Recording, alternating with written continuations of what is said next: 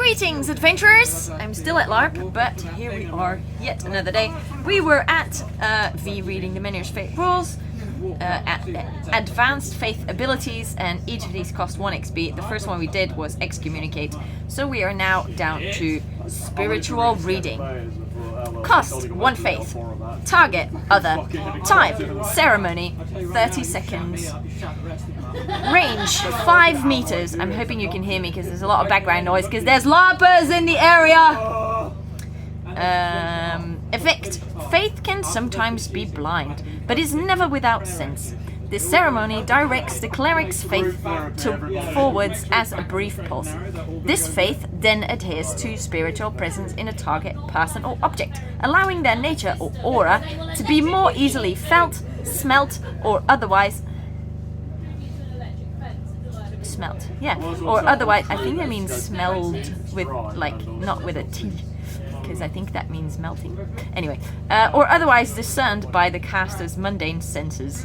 This will give the cleric information on the nature of the spirit targeted. It will also identify especially powerful spiritual creatures. All creatures, including player characters, should respond with a healthy spirit unless informed otherwise. Is this good? Okay, sorry. Then, Plea of Refuge. Cost 1 faith. Target, Other. Type, Ceremony ongoing. Range, 1 meter. Effect. This ceremony is an act of faith in desperate need, trusting that help will come. If the cleric can only hold out for it. While chanting and calling for their god's deliverance, the cleric can bind a target's soul within their own body, preventing further separation for as long as the cleric maintains their faith that aid will come. The target's critical state count pauses for as long as the ceremony chant continues. Cool. If the target is under the effect of any other effects like poison or curse, the effect is paused but will return at the end of the ceremony. Next one, Divine Inspiration. Cost 5 faith. Target, Self. Type, Ceremony, 2 minutes. Range, Self. Effect. The ceremony focuses a large amount of faith around a specific topic or question before entrusting it to a god. By giving it over to the higher power, faith can create a mental void around the issue, preparing space in the cleric's mind for the god to later fill with insights and knowledge. The god will offer genuine guidance on the topic or question. The response may vary depending on how powerful the god is and the nature of the god in question. Lovely. Next. Sanctified Strike. Cost 1 fate. Target, Self. Type, Ceremony, 30 seconds. Range, Self. Effect, Corruption, which apparently is going to be explained later, is an unnatural. Corruption is an unnatural heresy, twisting the world against divine order. By channeling their faith in the god's design, I think that needs an apostrophe, a cleric can bind it to a weapon.